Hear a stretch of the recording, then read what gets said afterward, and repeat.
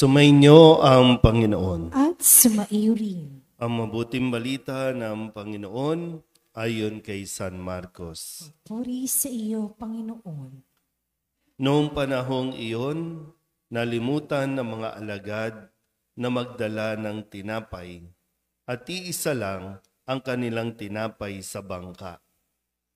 Kaiingat kayo. Ilagan ninyo ang libadura ng mga Pariseo at ang libadura ni Herodes. Babala ni Jesus sa kanila. Nag-usap-usap ang mga alagad. Wala kasi tayong dalang tinapay kaya niya sinabi iyon. Alam ito ni Jesus, kaya't sila'y tinanong niya, bakit ninyo pinag-uusapan na kayo'y walang dalang tinapay? Hindi pa ba kayo nakababatid o nakauunawa? Hindi pa ba ito abot ng inyong isip? Wala ba kayong mata? Wala ba kayong tainga? Nakalimutan na ba ninyo ng paghati-hatiin ko ang 5 tinapay para sa 5,000? Ilang bakol ang napuno ninyo sa mga lumabis na tinapay? 12 po, tugon nila. At nang paghati-hatiin ko ang 7 tinapay para sa 4,000, ilang bakol na malalaki ang napuno ninyo? Tanong niya. 7 bakol po, tugon nila. At hindi pa rin ninyo naunawaan? Wika niya.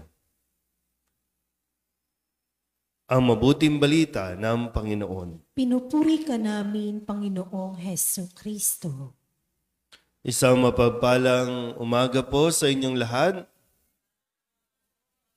Ngayon po ay Martes sa ika-6 na linggo sa karaniwang panahon, isang araw bago po ang Miyerkules ng Abo bilang paghahanda o pagsisimula ng 40 araw na paghahanda para sa Pasko ng Pagkabuhay.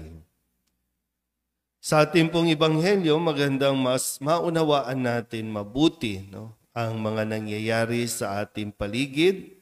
At ito po yung mensahe na po pwede natin makuha sa ating pong Ebanghelyo sa umagang ito o sa araw na ito.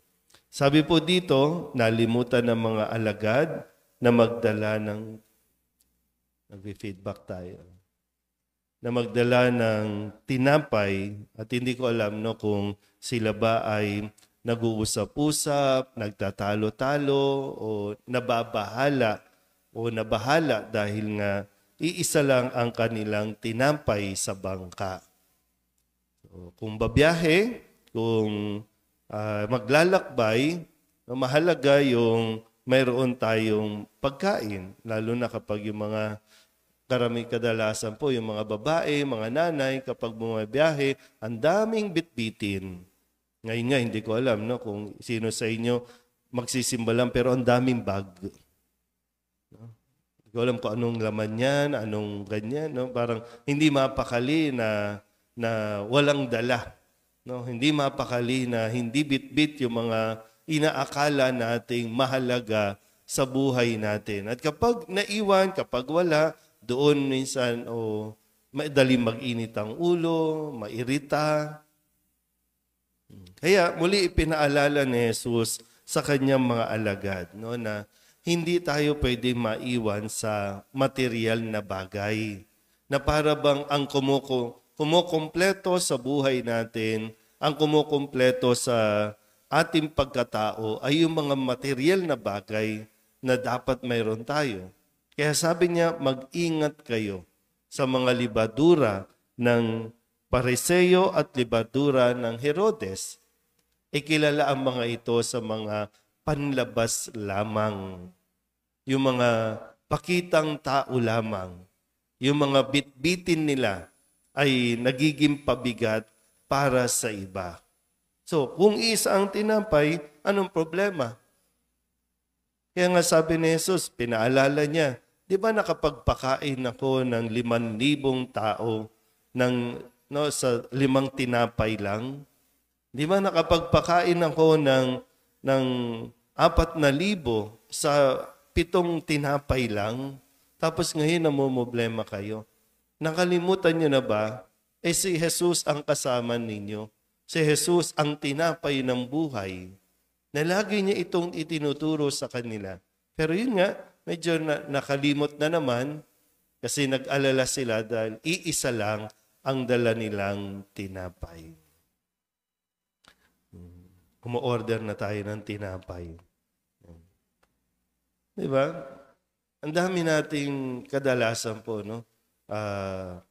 Kaya nga, sabi din sa unang pagbasa, no, sa sulat ni Apostol San Pablo, nawa manatili tayong tapat sa kabila ng mga pagsubok. At ang mga pagsubok na nararanasan natin, yan, pag wala kang pera, pag wala ka ng mga bagay na hinahangad mo, pag hindi mo nabibili yung gusto mo, pag nagkakasakit tayo.